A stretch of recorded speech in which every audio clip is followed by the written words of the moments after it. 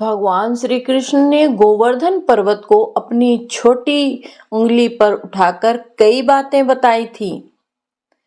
इंद्र के अहंकार को चुनौती देना। इंद्र ने ब्रजमंडल पर भयंकर बारिश करवाई थी, जिससे नदियां और तालाब उफन गए थे और बाढ़ आ गई थी।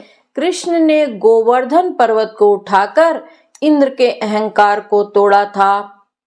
ईश्वर की शक्ति भौतिक शरीर पर निर्भर नहीं है।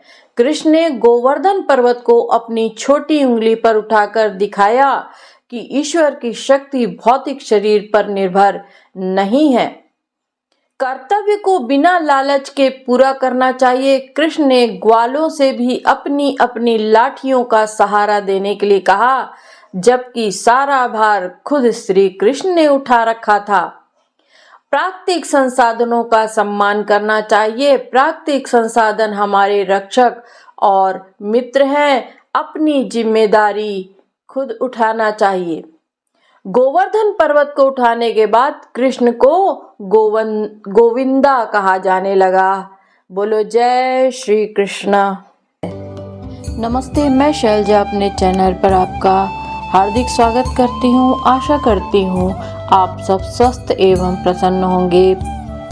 गर्भ संहिता के पिछले अध्याय में हमने श्रवण किया था कि श्री कृष्ण भगवान ने एक उंगली से पर्वत को उठा लिया था और ब्रजवासियों की जान बचाई थी। आगे की कथा है चौथे अध्याय में। इंद्र द्वारा भगवान श्री कृष्ण की स्तुति तथा सुरभि और ऐरावत द्वारा उनका अभिषेक। श्री नारद जी कहते हैं, अथः देवगण सार्धम शक्रस्त्र समागतः गतमानो गिरो कृष्णं रहसि प्रणनाम। श्री नारद जी कहते हैं, तदंतर गर्व गल जाने के कारण देवराज इंद्र देवताओं के साथ उस पर्वत पर आए और एकांत में श्री कृष्ण को प्रणाम करके बोले। इंद्र ने कहा, आप देवताओं के भी देवता, सर्वसमर्थ पूर्ण परमेश्वर, पुराण पुरुष, पुरुषोत्तमोत्तम, प्रकृति से परे तथा परात्पर श्रीहरि हैं। स्वर्ग के स्वामी जगतपते, मेरी रक्षा कीजिए। धर्म, गौ तथा वेद की रक्षा करने के लिए 10 अवतार धारण करने वाले भगवान आप ही हैं। इस समय भी आप परिपूर्णतम देवता कंस आदि दैत्य राजों के विनाश के लिए ही अवतीर्ण हुए हैं।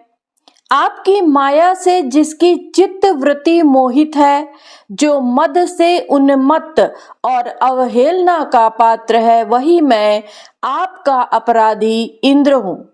द्युपते, जैसे पिता पुत्र के अपराध को क्षमा कर देता है, उसी प्रकार आप मुझ अपराधी को क्षमा करें। देवेश्वर जगन निवास, मुझ पर प्रसन्न होइए। गोवर्धन को उठाने वाले आप गोविंद को नमस्कार है। गोकुल निवासी गोपाल को नमस्कार है। गोपालों के पति, गोपी जनों के भर्ता और गिरिराज के उद्धरता को नमस्कार है। करुणानिधि की तथा जगत के विधाता, विश्व मंगलकारी तथा जगत के निवास संस्थान आप परमात्मा को प्रणाम है, जो विश्व मोहन तथा करोड़ों कामदेवों के भी मन को मथ देने वाले हैं। उन वृषभानु नंदनी के स्वामी श्री नंदराज कुल दीपक परिपूर्णतम भगवान श्री कृष्ण को नमस्कार है। असंख्य ब्रह्मांडों के पति, गोलोक धाम के अधिपति एवं बलराम के साथ रहने वाले आप साक्षात भगवान श्री कृष्ण को बारंबार नमस्कार है। श्री नारद जी कहते हैं, इंद्र द्वारा किए गए इस स्तोत्र को जो प्रातः काल उठकर पाठ करेगा, उसे सब प्रकार की सिद्धियां सुलभ होंगी और उसे किसी भी संकट से भय नहीं होगा। इस प्रकार भगवान श्री हरि की स्तुति करके देवराज इंद्र ने हाथ जोड़कर समस्त देवताओं के साथ उन्हें प्रणाम किया। इसके बाद क्षीर सागर से उत्पन्न हुई सुरभि गौ ने उस सुरम्य गोवर्धन पर्वत पर आकर अपनी दुग्ध धारा से गोपेश्वर श्री कृष्ण को स्नान कराया। फिर मत्त गजराज ऐरावत ने आकाश गंगा के जल से भरी हुई 4 सूंडों द्वारा भगवान श्री कृष्ण का अभिषेक किया। राजन फिर हर्षोल्लास से भरे हुए संपूर्ण देवता, गंधर्व और किन्नर ऋषियों को साथ ले वेद मंत्रों के उच्चारण पूर्वक पुष्प वर्षा करते हुए श्री हरि की स्तुति करने लगे। राजन श्री कृष्ण का अभिषेक संपन्न हो जाने पर वह महान पर्वत गोवर्धन हर्ष एवं आनंद से द्रवीभूत होकर सब ओर बहने लगा। तब भगवान ने प्रसन्न होकर उसके ऊपर अपना हस्त कमल रखा। नरेश्वर उस पर्वत पर भगवान के हाथ का वह चिन्ह आज भी दृष्टिगोचर होता है। वह परम पवित्र तीर्थ हो गया जो मनुष्यों के पापों का नाश करने वाला है। वही चरण चिन्ह भी है। मैथिल उसे भी परम तीर्थ समझो। जहां हस्त चिन्ह है वही उतना ही बड़ा चरण चिन्ह भी हुआ। मैथिल उसी स्थान पर सुरभि देवी के चरण चिन्ह भी बन गए। मिथिलेश्वर श्री कृष्ण के स्नान के निमित्त जो आकाश गंगा का जल गिरा उससे वहीं मानसी गंगा प्रकट हो गई जो संपूर्ण पापों का नाश करने वाली हैं।